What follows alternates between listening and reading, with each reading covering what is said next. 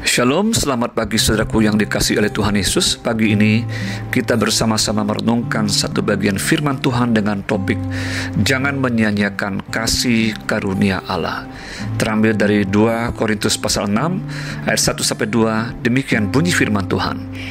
Sebagai teman-teman sekerja, kami menasihatkan kamu supaya kamu jangan membuat menjadi sia-sia kasih karunia Allah yang telah kamu terima.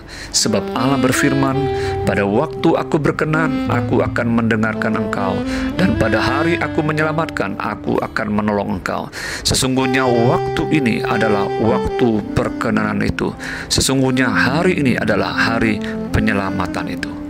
Saudaraku yang dikasihi oleh Tuhan Yesus, seruan dan nasihat dari Rasul Paulus kepada jemaat yang ada di Korintus agar mereka tidak menyia-nyiakan kasih karunia Allah tersebut menjadi sesuatu yang sangat penting bagi kita juga yang hidup di zaman sekarang ini. Sebagai orang percaya, kita yang sudah ditebus oleh darah Yesus dan mengenal kasih karunia-Nya, kita jangan sampai membuat menjadi sia-sia kasih karunia tersebut. Menyia-nyiakan artinya menganggap sia-sia, tidak menggunakan, mengabaikan, dan juga membuang-buang sesuatu yang dianggap tidak penting dan tidak berguna.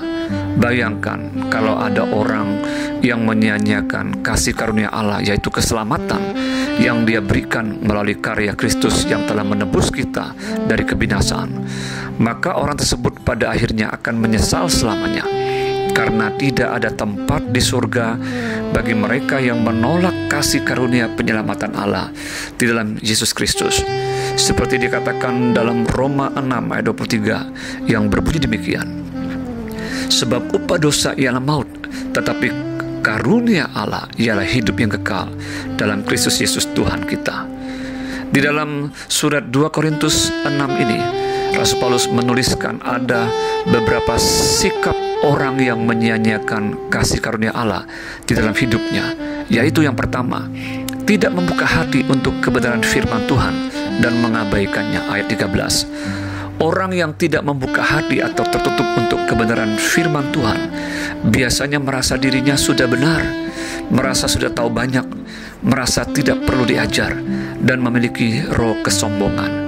Bila orang tersebut terus mengabaikan firman Tuhan dan menolaknya, maka ia pada akhirnya akan mengalami kebinasaan kekal. Sungguh mengerikan dan akan menjadi penyesalan selamanya bila ada orang menyia-nyiakan kasih karunia Allah di dalam Kristus Yesus. Yang kedua, bersekutu dan menjadi serupa dengan dunia ini atau dengan orang yang tidak percaya. Ayat yang ke-14.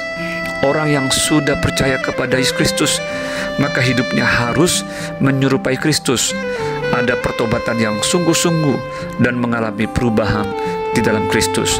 Intinya, orang yang percaya tidak boleh menjadi serupa dengan dunia ini. Roma 12 ayat 2. Hidup kita tidak boleh sama dengan orang yang tidak percaya, yang masih hidup di dalam dosa dan ketidakbenaran.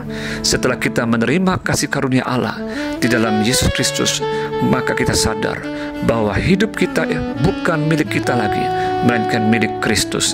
Dan hidup kita hanya untuk memuliakan Bapa dan melakukan kehendak-Nya, sama seperti Kristus mengerjakan kehendak Bapa di surga.